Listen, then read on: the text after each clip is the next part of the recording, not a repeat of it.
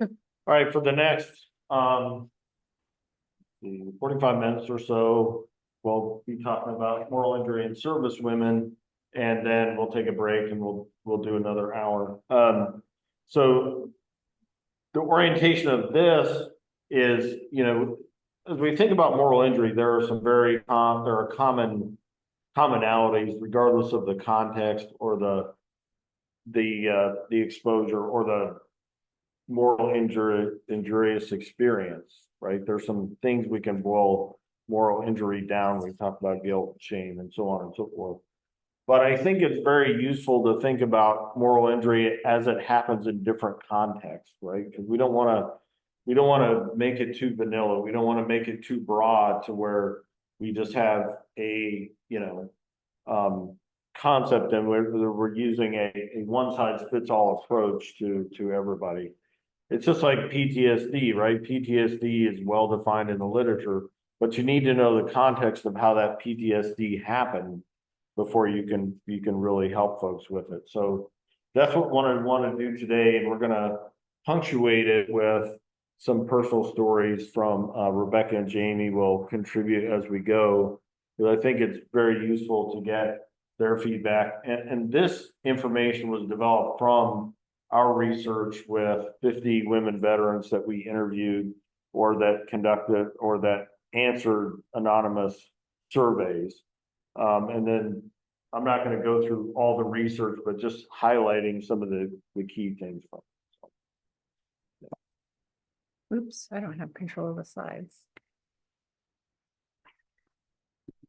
There we go. Boom. Okay, so we want to describe moral injury from a broad perspective and then talk about common symptoms of women veterans suffering from moral injury. And then we want to talk about barriers for support and explain some ways that we can get after mitigating barriers. Next. So I want to especially acknowledge Kirby Wyckoff. She's a co-researcher on the Moral Injury in Military Families Project, which Dr. Archer is also part of. But as a psychologist, her and I have taught this. We taught it in Canada, we taught it other places. And so I want to acknowledge that a lot of it, the psychological part of it, she definitely contributed to that. She's not here, obviously, but I want to make sure that I acknowledge her for that. So. Okay, so we had Dr. Archer mentioned that she didn't spend a lot of time on definitions. I do want to talk about a couple of them that are in the research. And to make the point, there is no such thing as a uniformly agreed upon definition for moral injury. It just doesn't exist. There are definitions that are being used, but unlike PTSD where it has been defined over the years and it's in the DSM and all that, we don't have that for moral injury. And so from a psychological, do we have any psychologists in the room? All right, from a psychological perspective, they hate this, right? Psychologists like to work with well-defined, they like to structure everything really closely, empirical evidence only. Irene talked about that yesterday. They really have a hard time with not, defining something narrowly and then working from that. And there's a reason for that. But I find it very useful to think in terms of broad definitions so that I can apply it to whoever comes in the room if it's appropriate, right? Because I'm not a psychologist. I've worked in the chaplaincy field, and that's kind of the angle I'm coming from. And so it really helps to think about could be a lot of times in which moral injury occurred that the psychiatrists haven't sorted out yet, and we can work with it anyway. And I'm not bagging on psychologists. All right, so here's a couple of quotes from our study. Ellie was repeatedly raped by her military supervisor over a period of several months. As a junior soldier, she was afraid to report it. Ellie suffered a great deal from depression. Her work performance suffered, and she became a bad soldier. So that's one context of moral injury, and we've seen that kind of context play out in many sexual assault cases, right? it happens. We often think about sexual assault as a one-time event, but I interviewed many people that it happened over and over and over. It became like expected and commonplace. There were even cases where leaders got together, like commanders, supervisors, NCOs got together to, they conspirized or worked together to rape the soldier and to protect themselves from, like who you gonna tell when your NCO, even the commander himself, is involved in the covering. And we've heard stuff like, recruiters doing, having traffic rings and all this kind of stuff. So once it happens, and once you're not able to do something about it the first time, you become more and more vulnerable, right? And then as it happens more, you become, even more disempowered to do anything about it. It becomes like almost the norm. You're just trying to survive it. I don't know if I put the quote, the story in here, but I'm not sure if this is the same person, but this actually, her deeper moral injury came not from the sexual assault, but from the fact that her friend committed suicide because what she saw was happening to her. So the friend knew she was being raped and knew that was happening. She kept begging her to do something about it. She saw her friend become more and more, depressed and so on, and she couldn't take it anymore. And she killed herself because of what her friend was going through. So she died by suicide because of that. So now we have, even now it's more compounded because now it's my fault. My friend died by suicide. I mean, it's like, and you hear that and I go, I don't know how you're alive. Like, I don't know that I would survive all that. And so part of it is I hear these stories, I'm like, you're an amazing person because you could survive those things, live to tell the tale, and so on. But that's one context. The more common context we have is this combat sort of orientation. And if you didn't know, moral injury was originally coined by Dr. Shea, and he did that after working with Vietnam veterans returning back from Vietnam. And Vietnam was such a shit show, right? I mean, it was just it was such a terrible thing in the sense that what we had before in like World War II was a quote unquote cleaner war where you had the obvious bad guys, we had uniforms and all this stuff. Well, in Vietnam, we saw a lot more atrocities and a lot more atrocities on both sides happened. And soldiers lost their ability to understand what we were doing here, right? And that always happens in combat. You lose the ability to really, it becomes about surviving for you and the next person. But still, when you are part of traumatizing, the civilian population, and you're told to do that, and it becomes right. So they came back from Vietnam and just really, they had no name for what they were going through. They had no, and so Dr. Shea began this concept of moral injury. And since then, other researchers have added on to it, but it was in the context of combat veterans. And so for a long time, moral injury really was limited to that sort of construct, that kind of sort of view. And one of the things that we try to do with missions is just really extend that out and help people think about it in lots of different contexts. And think about it, if something tragic happened, it violated your deeply held moral beliefs, that's a moral injury. Doesn't matter if it's combat or if it's sexual assault or a drunk driver, killing your child, whatever it is, right? That's, but here, a friend of mine, airborne ranger in Operation Enduring Freedom, Operation Iraqi Freedom, often faced direct combat. During one mission, they were ordered to attack a building to believe the house housed only enemy soldiers. After using satchel charges and grenades, they found dead women and children without weapons. So that became a common occurrence for them. And what he told me was he was being treated by it for PTSD, and none of it was helping. But when a Baptist preacher chaplain talked to him about moral injury, then he began to get better because he realized, like, just giving me medicine to go to sleep is not helping me deal with this trauma I visited on other people.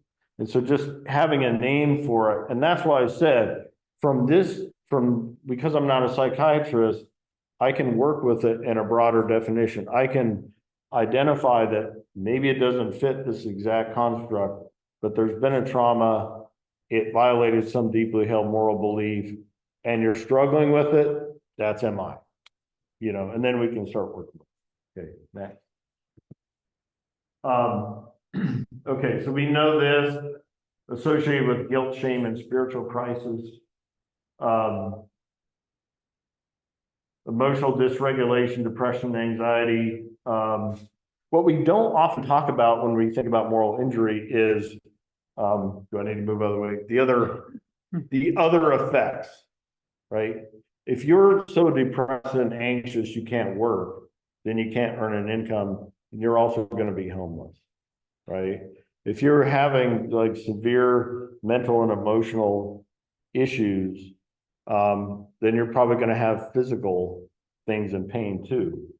So we really believe that when you think about all these issues that veterans are facing, homelessness, substance abuse, suicide, we think we can trace the vast majority of it back to moral injury.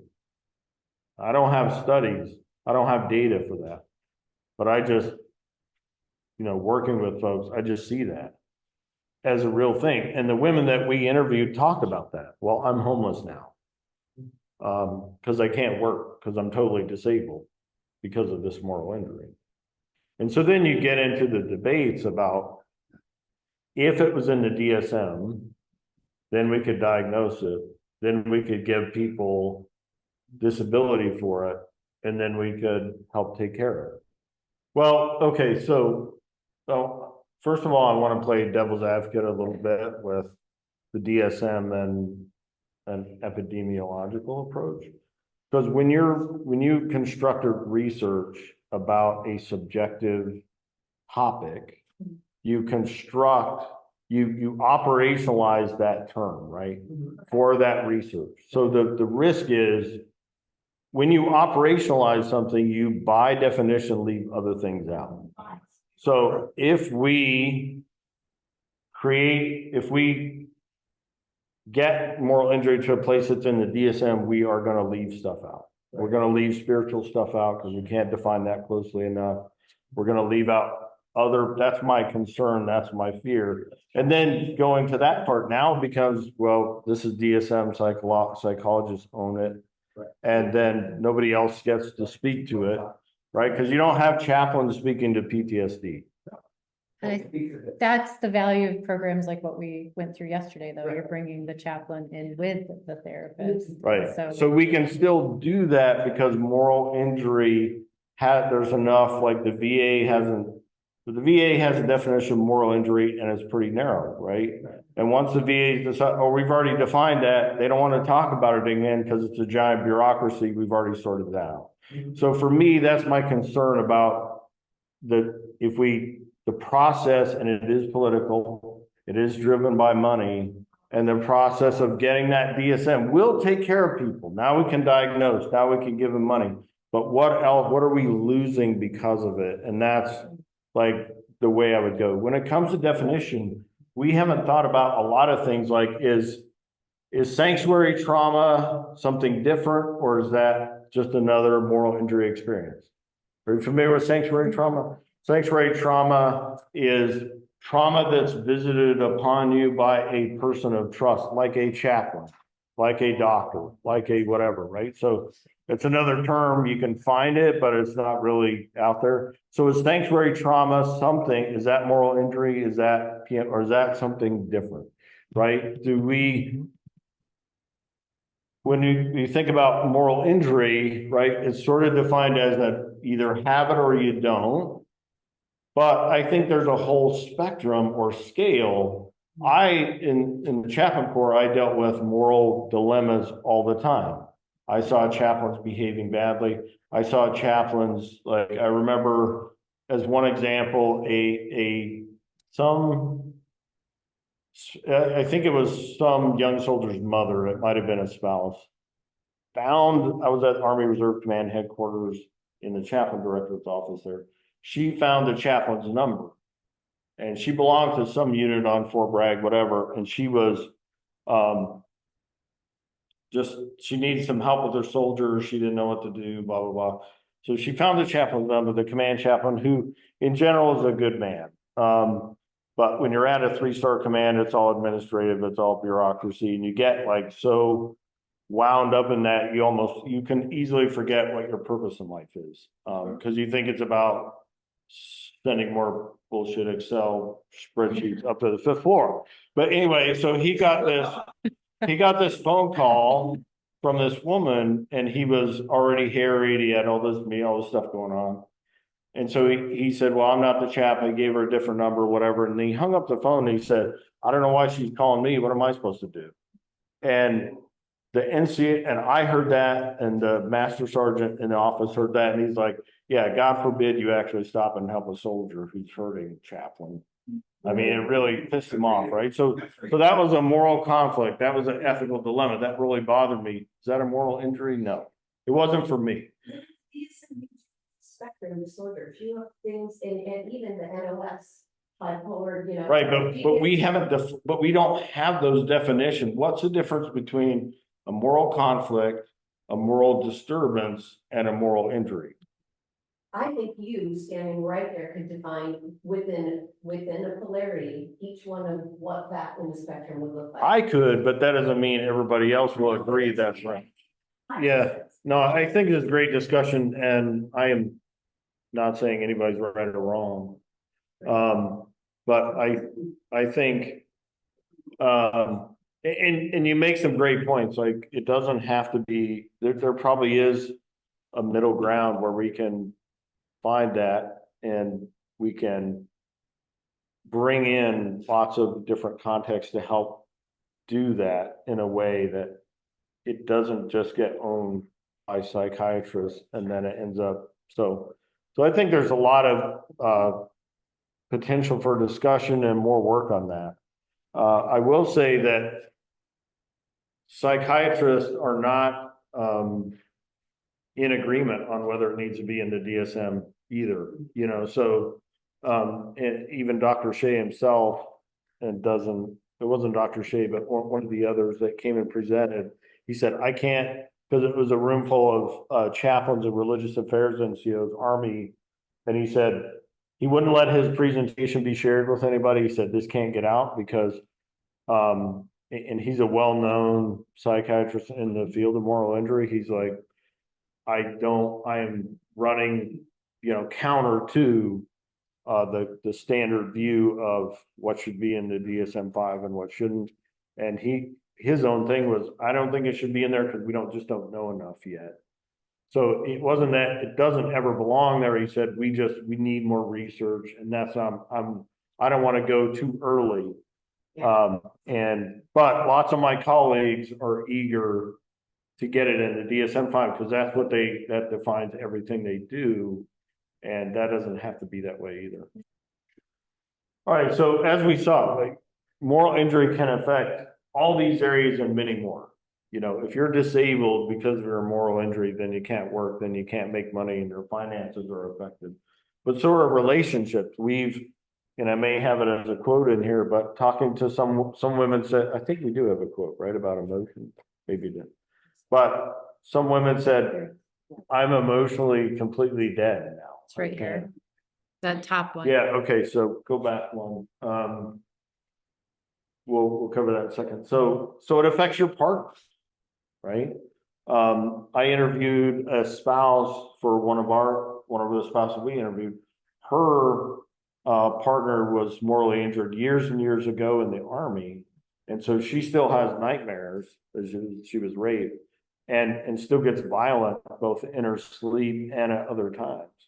And so as a spouse, she has been the subject of domestic violence, but at the same time, she's like, I don't know how much I can blame her for it because of this rape that still eats her alive, especially at night when she's sleeping. So partners are affected, and I'm not saying whether she should or shouldn't be still in that situation. It could be easy to judge that, but just the fact that moral injury is not something that is just for me.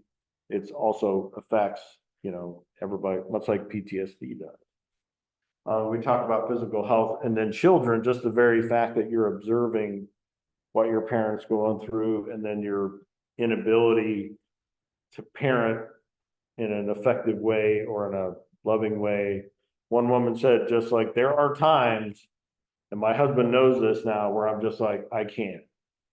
And so he takes the kids, I just sit in my bedroom and I might be there all day, and he just handles, because I can't deal with kids. I can't deal with him. I can't deal with anybody. One woman said, I don't talk to my kids. I don't have a relationship. They're adults. I don't even leave my house except to go to the grocery store occasionally. And so more than one of them completely isolated from any support at all, just in their own shell, because that's the only place they feel safe. This could be part of the criteria, right? Did it affect? I never thought of it that way. That's really powerful. Wow, I have a whole new direction to take my research, but that's true, because when you look at PTSD, the criteria A is having this and that recurring nightmares, was it the last time, whatever it is. Yeah. Okay. I do. You're gonna be very busy. Hey, hang on a second. Go ahead. Okay, awesome. We got just about 5 minutes before we take a break. What's the next slide? Okay. So, well, that's really hard. So this is one quote, and I forget what the question was, but she said, well, that's really hard. I don't really have emotion, because you got into that fight, flight, or freeze, and I froze, and it kind of froze everything. I have a really hard time with emotion. So it didn't just freeze her physically at the moment. It like froze all of her emotions. And now she doesn't know how to thaw them. She doesn't know how to feel. She's afraid to feel. And so this is one of those things. It was a mixture of fear and resentment of my leadership, resentment for what they were able to do, at the time I felt make me do, and a fear of their control over me. But the hazing and bullying continued for the rest of my time there. So afterward, I also had regrets of this didn't stop anything really. So you go through all this, and at the end it's like,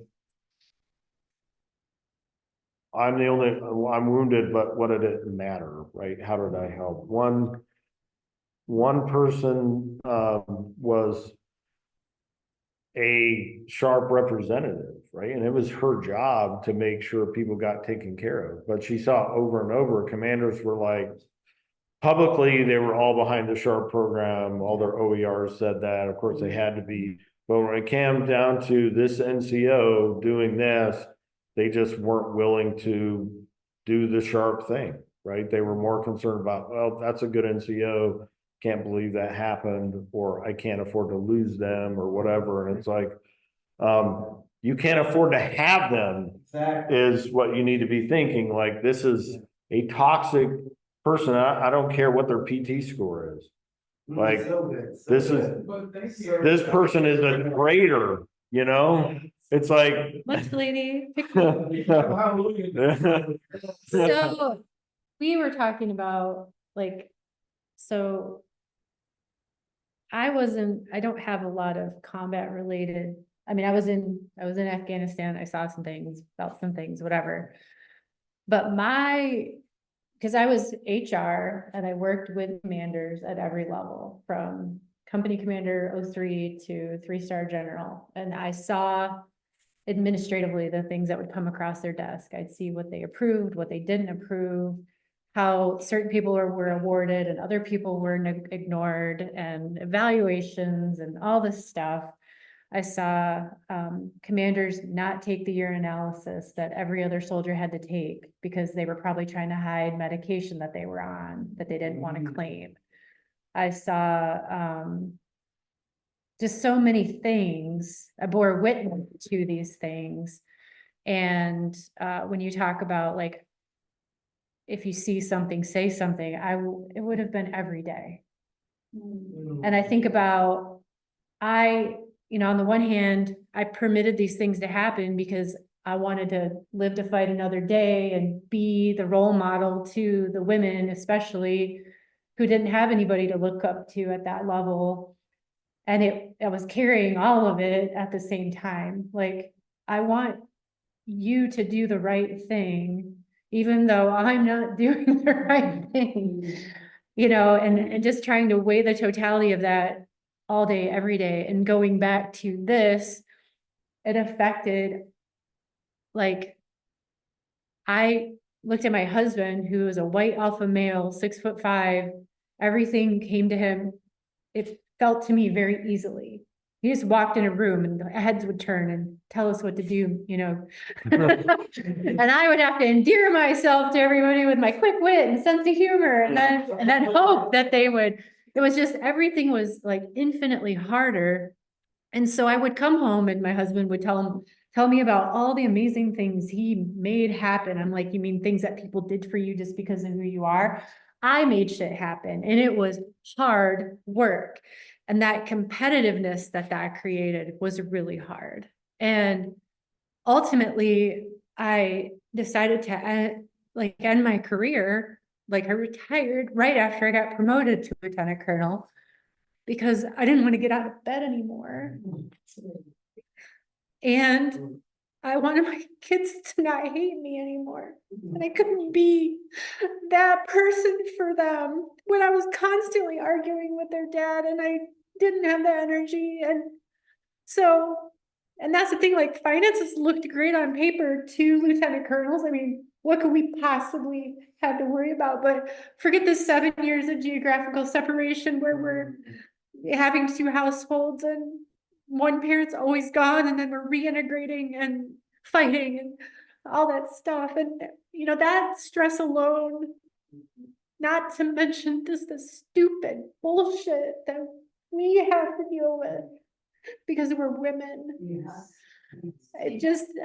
I've been thinking about how many layers of stress can one person hang on to, and be morally injured. Oh my God. So yeah, all of that. And then like the loss of being able to feel. Obviously it's coming out now. But like, I want to come to my husband and connect with him emotionally. At the same time, I resent them because he represents all of it. You want to tell your best friend about this person who hurt you, and it happens to be him. Right. Or, I mean, there were times where I told him stuff and he's like, sounds about right. Not, I'm gonna go kill that guy for you. Like that tracks. That somebody would do that.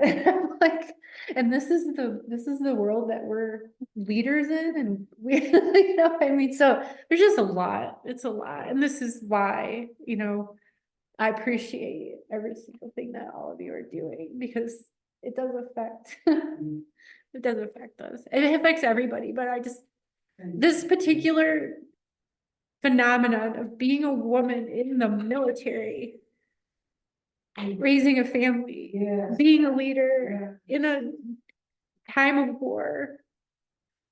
And people just look at you and they're like, I don't know how you do it. That's all they can say. I don't know how you do it.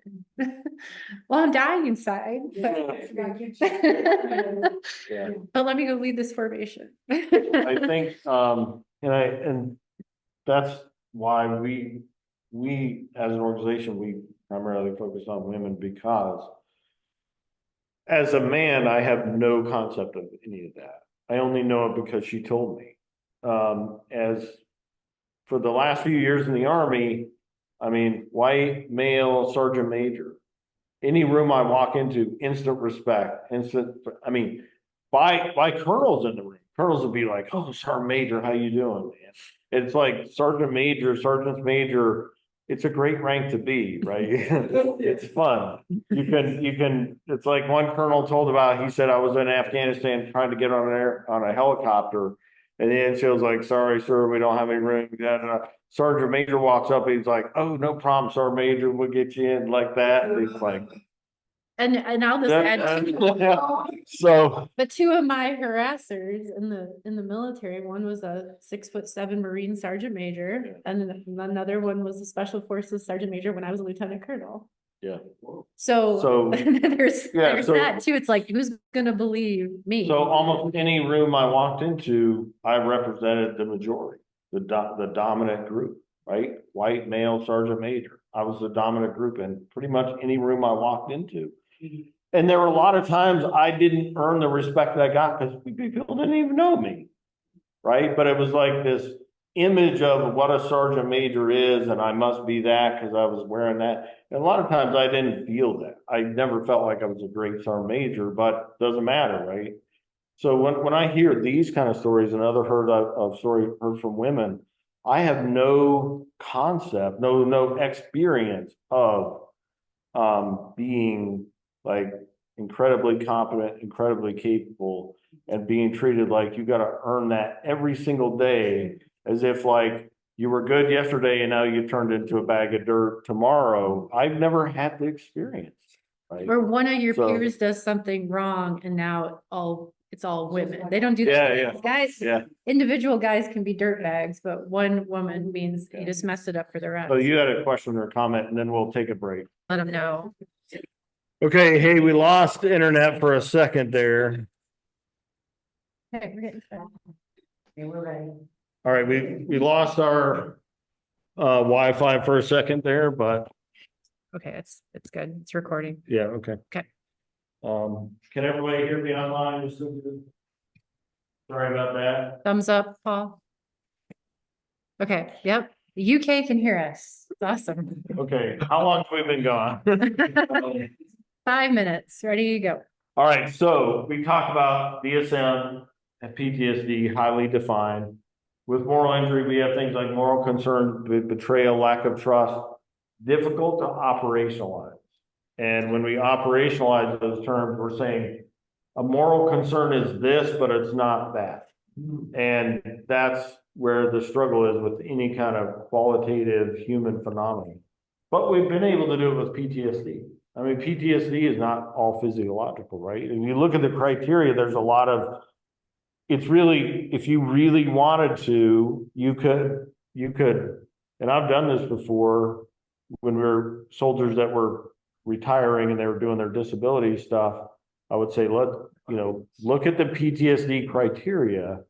And, I'm not telling you to be dishonest, but think about, if you think you have PTSD, answer the questions based on what you know they're looking for. I mean, that's just, it's a cheat code, but if you really have the thing, right? If you really have PTSD and you need to get disability for it, you need to be able to speak it in a language that the person listening can do it, right? So we could do that with moral injury too, I think. And I was saying, like, the people that are suffering from moral injury, if we could define it, get it into DSM, and then they could get more directed help because of it, I think they would not care about the various arguments we're having about whether it should be in there. There are some shared symptoms, guilt, the sort of blame of self and others. Like, it's again, like PTSD and moral injury are kissing cousins, and they often exist together, right? But the problem is, excuse me, if you just treat PTSD, you might be missing out on the moral injury stuff. I'll borrow a piece of gum. Yeah. I can get you water too.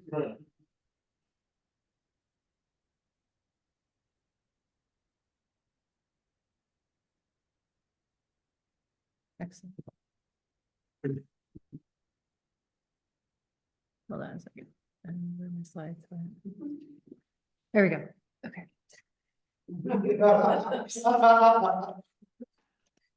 Okay, I don't think we need to cover that. I think we did that, so. You can do next. Okay. Now, what I want to cover for a few minutes are some differences in some gender-based differences in moral injury. But what I want to really stress at the outset is that this is not really clean as it looks here. In actuality, all this can happen both for men and women.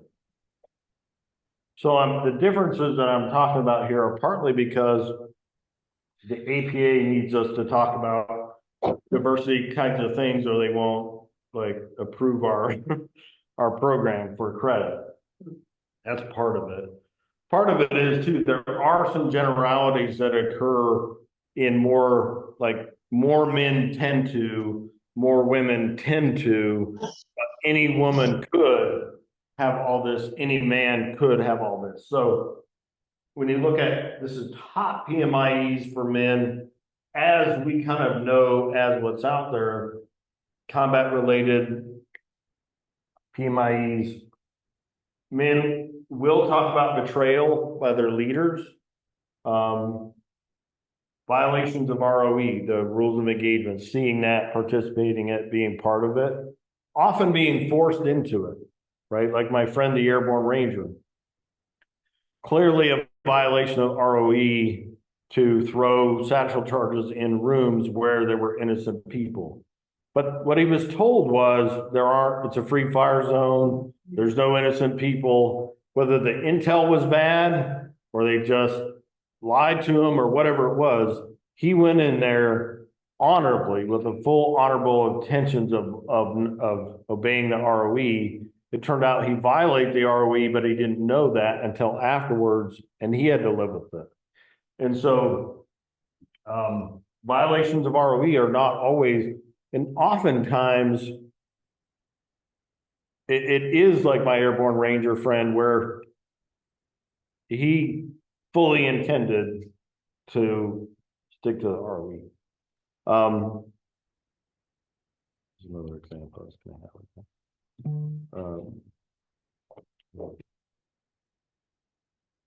This is a big one for lots of people. Getting help might be my career is over. In the Army, you remember the Army or the DOD tried this thing that like, hey, you can get help. It won't go in your records. It won't any of that. Turned out none of that was true because the clearance people, the people that decide whether you could get a clearance or not, said, we have to know this. And so that was a narrative that was happening for a couple of years, but they never really got it to be true. And so then it was like, well, turns out you do have, it is reported, and it's like you can forget people asking for help or getting help or mentioning they have PTSD. Part of it else is too, is that in one of the spouses we interviewed, she said, once my husband was diagnosed with PTSD, he lost all of his buddies because they treated it like it was contagious.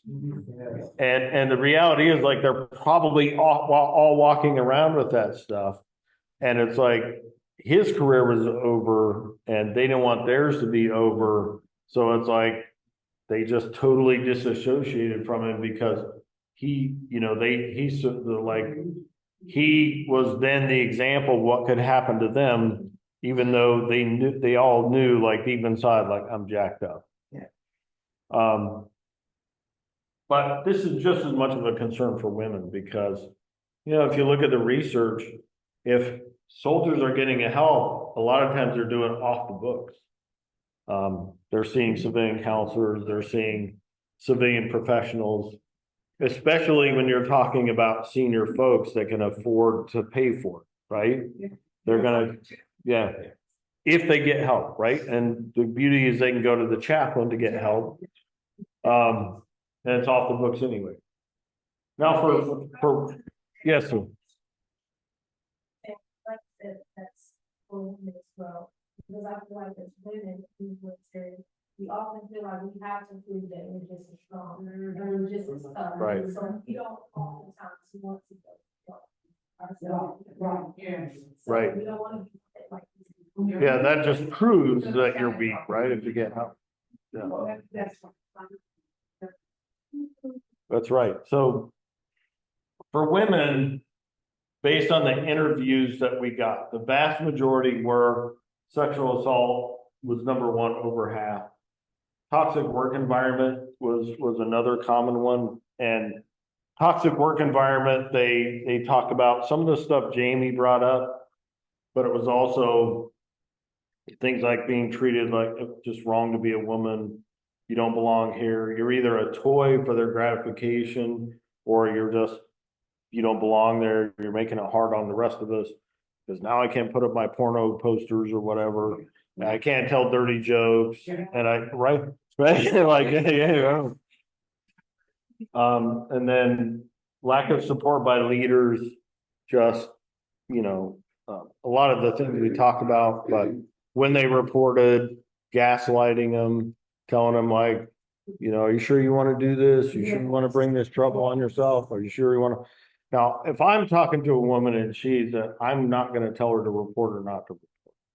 I'm going to be there to let her know I'm here to support you. It's going to be a long, hard road, whichever way you go. If you report it, you have to deal with all this, and the person may not get justice anyway. If you don't, this is the help you can get. I'm just going to try to lay those options out in with a little more sugar on it than I just said right there. But I mean, I'm going to try to just help them sort through the options and let them know whichever way they go, I'm here to be with them and support them. But I would never tell somebody, hey, go make yourself a target for a whole bunch of bad stuff because you did what the Army said to do or the military, which is to report this. I would never tell somebody to do that. But if they do decide they want to do that, I'll be right there with them. But lack of support, and then institutional betrayal could be anything like losing my paperwork so I don't, so that this person doesn't get, or I don't get my benefits, or just I reported, I did everything I was, like you made a great example of CID, lost the evidence. So that's a betrayal. The entire institution betrayed and let that person down. So there are many examples of this. And like I said, it could happen to anybody, but did Rebecca, either you or Jamie, did you want to comment on any of this, or? All right, sorry, got distracted. Okay, so, back to the. Do you want to move on to the next? Yeah. Okay. Again, these, can actually cut across both genders, but we do see some tendencies. And you'll notice like there are both men and women tend to do isolation and social avoidance. Why do you think that social avoidance, isolation is such a common result or impact of moral injury? I think too, it's when you're betrayed by someone that you've relied on for your life, right? Like that, your life is in some degree in these other people's hands. And that's the way it's supposed to work. And when that's violated, and you can't even trust fellow service members, then how are you supposed to go out and trust civilians or be around people? And then I think too, there's your social ability to do social things can be broken. Where you're just not able. Go ahead. For those that aren't women that have been in the military, one phenomenon I mean, most women feel this way, is you come out of the military, and you're trying to reconnect with women who haven't been in the military, and you try to talk about what you did and why you did it, and it's like deer in the headlight look at you. And when I share, you know, I missed my oldest daughter's entire first grade year, never even met the teacher. And they're just like, I mean, my own sister-in-law couldn't wrap her head around how I could do that. And she's a great person. Yeah. But I only deployed once, and the second time that I could have had the opportunity, she couldn't talk to me because she was like, "You're choosing to do this again to my nieces," and But men don't get that. no, her brother's a hero. And that there again is the thing, like, right, so to try to connect with women after you get out of the military who didn't live that experience, who can't even fathom leaving their kid for a whole weekend, you know, let alone a whole year, 15 months, or doing it multiple times, that leads to isolation too. So with men, we tend to rage.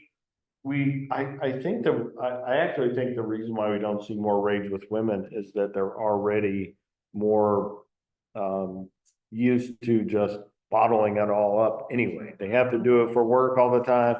I think it's more socially acceptable too, for Yeah, men yeah. to pitch a Right. fit outwardly, Right. women just have to eat it. Right. But it's there, trust me. And if you understand what internalized rage looks like, it's every bit as there. Yeah, absolutely. And I actually think it does more damage to keep it in. I'm a very nice, gentle person, and I have an arm, like I can throw, and I got triggered by something within the last 3 years, so just, you know, don't judge me. But there was a can of Spot Shot, like the carpet cleaner, and it was sitting right there, and something got said, and I took that thing and I threw it so hard into the wall. It went in between the studs and stuck, like fully in the wall, through the drywall, between the studs, stuck there, and I was like, oh. I probably should get help for that. I mean, this was, I didn't know that was in there, but I finally let it out and it was powerful. So that was kind of scary and also kind of cool. I was, but yeah, go ahead. You know, it's interesting you mentioned that because I was thinking about that this morning. I said, we need to work on this because the universe needs us to, Yeah. right? I mean, as a human population, we're killing each other. So with suicidal ideations, firearms and suffocation was common with men, but also women use firearms too, plenty. Poisoning.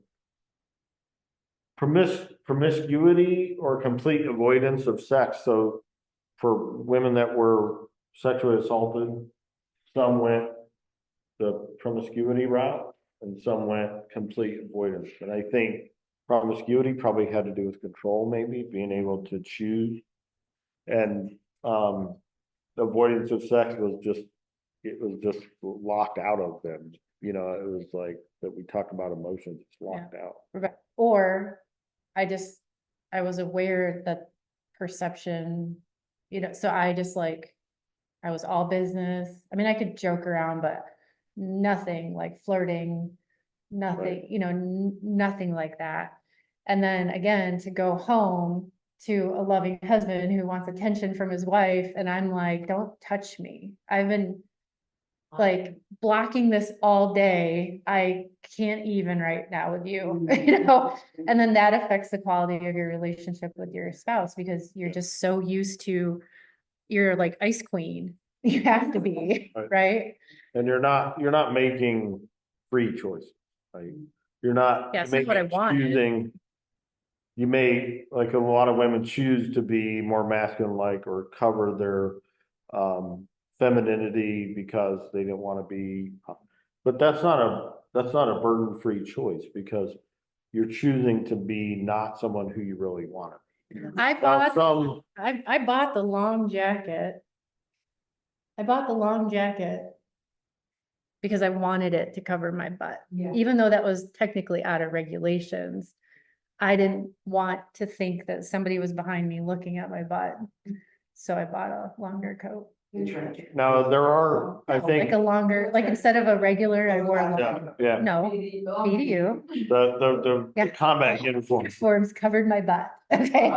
All of them. There may very well be women that don't want to be feminine, right? They like being boyish or whatever. I don't know. I mean, but you should be able to Yeah. get to choose, right? You should be able to choose whether you want to be, yeah, not cover up. Because when you have to cover up who you really are, then that has a long-term effect on, we should be able to choose our identity. And we, Be when you respected. can't, okay. We talked about homelessness, which is, okay, let's see, what are we doing? Okay, we're okay, what's next? All right, so I say symptoms, but it wasn't purely from an epidemiological standpoint, it was qualitative, kind of looking at commonalities, right? So I want to make sure that I don't use symptom in too much of a formal way, but loss of self-worth. We see this with combat veterans too, right? That violate the ROE or they end up killing a child or whatever the case is. I must be no good because I did this kind of thing. With women, what we saw is I must be no good because I was just used as a sexual object. Now I was just thrown away like trash, I don't belong here. When you're told every day that you don't belong, that you're just a nuisance, that you're in the way and all that stuff, that's gonna have an effect, right? Nobody's able to just completely put that aside. And if you come in the military with already some aces, right, that's only gonna compound that, right? So I think low self-esteem is, rampant in our society today. I think most people, I think, are walking around with some pretty low self-esteem. And that's because of what we've experienced, not just moral injury, but as a child and all this other stuff. So if you're already at a state of pretty low self-worth, and then you have these experiences then, but this self-worth can drop to the level of complete incapacitation, right? To be able to choose a career, choose how to make money, to be able to believe and choose self. Part of self-worth and self-esteem, as a book I just recently read, The 6 Pillars of Self-Esteem, it's an excellent book, is that he defines self-esteem as both believing that you are valuable and you deserve to be happy, and self-efficacy, the belief that you can make choices, overcome problems, you can decide who you want to be and what you do, and you can make that happen. Right. And so I hadn't heard that before. I love that. When you have super low self-worth, then no wonder you're disabled, because you don't feel like you can actually even choose that I want to start a business or I want to whatever. Over half the women lost their ability to trust others due to their MI experiences. It showed up in the same kind of moral injury encounters as I just mentioned: sexual assault, gender harassment, retaliation, etc. Most often it was a result of someone they were supposed to trust, like a supervisor. Many of these came from supervisors or friends, male friends who then later raped them and that kind of thing. And you add the also additional thing of all the narratives about the military, about loyalty, trust, integrity, and all that kind of stuff, right? That's how everybody's supposed to behave. And so that adds another layer of, it's one thing if it's someone you don't know, it's another thing if it's someone you trust and who's been sworn to uphold and protect and all that kind of thing. What I do find interesting about everyone in our study, and even as we talk amongst ourselves, and other military folks, as much as we've had traumatic experiences in the military, there's still a sense of loyalty and admiration for what the military is supposed to be. Like the military as a mythos is honorable, it's service, it's all that. And maybe we see so much of the opposite, but we're still very much like ingrained with this idea of what it should be. And, you know, my son graduates from Marine Corps boot camp on Thursday. Probably told everybody in this room 17 times that, but that's okay. I'm proud of him, even though I'm, you know, a little concerned about what that's going to mean for him. So you have, you know, there's that. And also what I found out with these women are, for many of them, there was a sense of like, am I betraying the military by telling you what happened to me? You know? And so, right, you've heard that before. And that's an interesting, really interesting phenomenon of, you might think like, this happened to me, the military sucks, I can't, but no, there's almost like this, you know, am I betraying the military by telling you this? Does that make sense? Okay, obstacles of care. With men, pride, a lot of pride, not allowed to be weak, fear of career implication, we talked about that. Peer unacceptance, you know, that's one of the most powerful ones, absolutely. There's a huge lack of mental health care. I mean, from the VA. It's just, if you need mental health care, good luck. Because mental health care is not something, if you broke your arm, you can get that fixed. And it's what, 2 or 3 appointments, maybe? First appointment, then you get the cast, and you get the cast taken off. If you need mental health care, you need to be seen a bunch of times and often. And you're just like, the VA is just not handling it. With women, we see a very much a disbelief in the system. They've been betrayed before, they've been betrayed too many times. And we've all heard about their VA experiences, so they just don't believe they're going to get taken care of, and they're right in many cases. They're too isolated to get care. Many of them are not anywhere near a VA.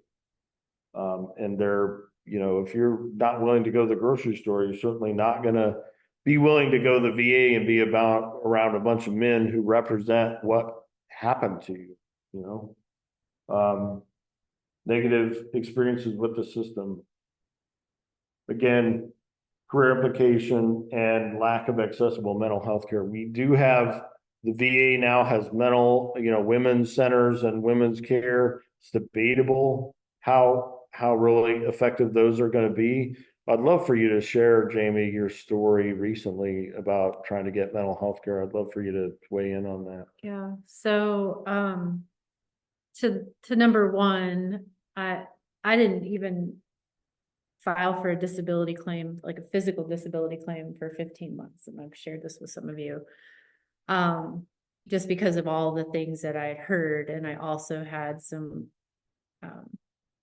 biases against people who would quibble about ratings, because I listened to people quibble about awards and quibble about their evaluations. And then, you know, I was just like, I don't want to be like that, you know, whatever I had built in my mind about that. And I was like, I also didn't get hurt enough,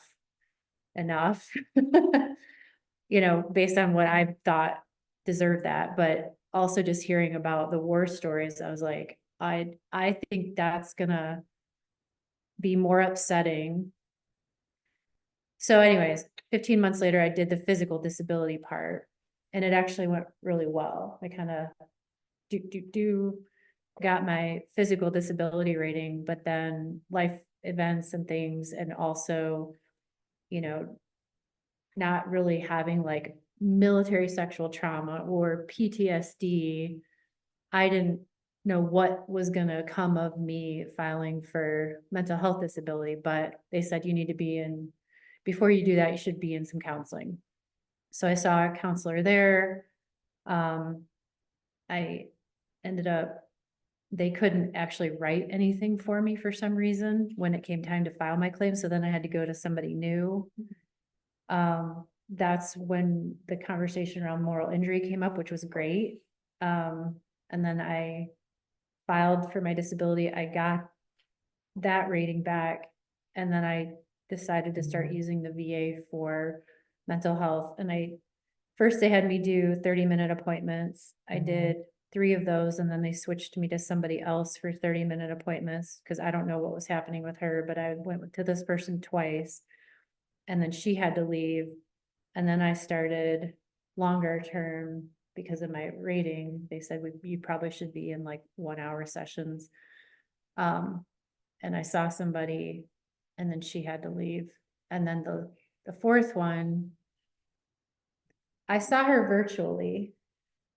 Lincoln and Omaha, Nebraska are 1 hour away. It's the same region for VA care. The virtual person I saw who was based in Lincoln was moving to Omaha, and she had to let me go. So because she had a different clientele and I was in Lincoln. And I said, but I'm not moving, you're moving, and I only see you virtually. Why do we have to do this to each other? And I was crying because it was I thought I'd found my person and I was starting to connect with her.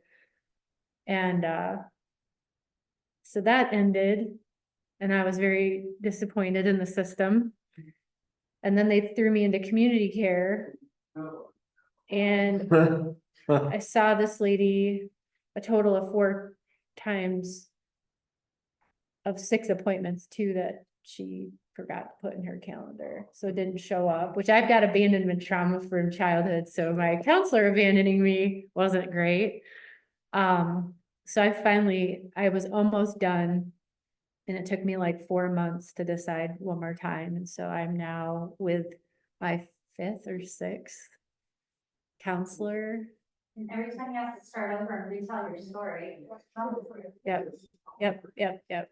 That's a whole nother thing. But so you just look at like all of this stuff, and I'm like, and the part of the reason I'm doing this is so that I will have firsthand knowledge of what that experience is like. Yeah. And I'm hurting myself trying to get help.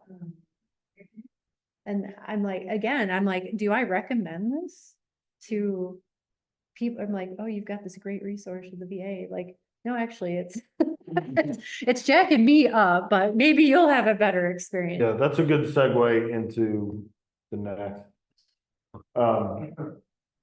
So, and we're just talking about that, like the VA can't do it all. So we need a far better collaboration and coordination with the VA and with other community agencies and with nonprofits. The VA has tons and tons of money sloshing around, but it's very hard to get to, right? And when you part of the problem is when you look at a grant application, who has literally hundreds of hours to spend trying to so really organizations that get VA money are often those that are already well established. They already have lots of money from other places, and so we're working through some VA grants approaches. We just got turned down for one that we requested for. And what's a little insane to me about the whole process is tier 1. So there's 2 tiers that can get funding. Tier 1 are organizations that have received funding before. So those are the priority ones. If there's any money left, you could get priority 2. And then to get that, you have to be working with an underserved population. Like for us, it's women, or it could be indigenous or whatever. But tier 1 is already going to eat up like 90% of the dollars. So that tells you the priority is not on the underserved. The priority is on the people who are already given money to, right? That's total bullshit bureaucracy. Yeah, it really is. There's really no other word for that. And it really makes me angry because there's a lot of, not just our organization, a lot of organizations doing great stuff. But the process of getting a VA grant is so burdensome, time consuming, and everything else. you know, and that's nonsense. They have billions and billions of dollars sloshing around. Their problems are not unknown, right? Their problems are well documented, well known, but they like their little stovepipe they're in, and so that's what we're doing, right? So we need to totally change that. I don't know that anybody in this room is gonna do that, but we need to totally change that of accessibility. If you're an organization that show you can make a difference, that veterans can say, I'm better because I did this, you should be eligible to get VA money, right? It shouldn't have to be like you have 6 years of scientific research supporting that. If you're an organization, you may not have any empirical research, but you've got veterans that are saying, I was ready to kill myself before I went through your doors and I came out, I have new hope. You should be able to get money. Bottom line. If you're like Annette, you're in the community, you're working with veterans, it should be easy for you to get funded for every veteran you're taking care of. Instead, it's very hard. And then, you know, if you had that kind of stuff, you could fix response time and appointment times. You could fix.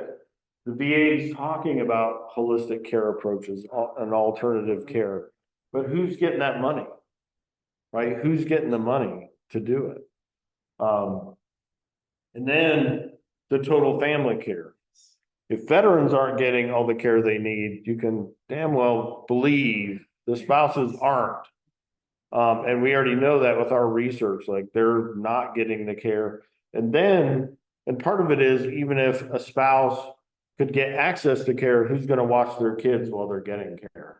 So this total family approach would include things like childcare, spousal care, divorcee care, right?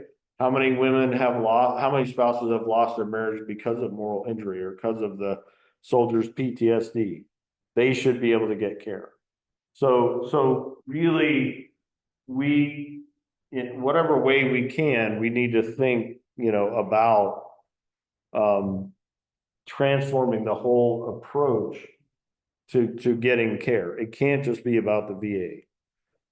But the VA's got to recognize its own problem at a very high level, like at the very highest political level, need to recognize they're not doing that. Right. But it also is a system that sells itself on being able to take We're the care of place for everybody. you. You're entitled and to it's- this. Yeah. So it's not also not being honest. Now, I don't hate the VA in every way. I don't want to come across that way, but just honestly, they're failing to live up to what they're supposed to do. Yeah, that's an institutional betrayal. So we're really out of time today. It's been great.